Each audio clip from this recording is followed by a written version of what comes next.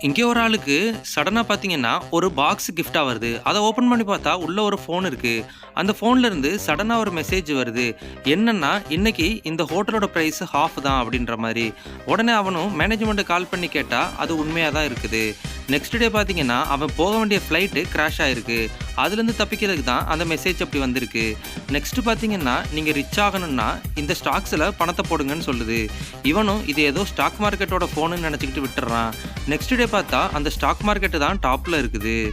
உடனே பார்த்தீங்கன்னா இன்னொரு மெசேஜும் வருது. அந்த மெசேஜ் பார்த்தோன்னே இவனும் அந்த இடத்துக்கு போய் அங்க இருக்க ஒரு 13 நம்பர் மிஷின்ல கைய வச்சு அழுத்துறான்.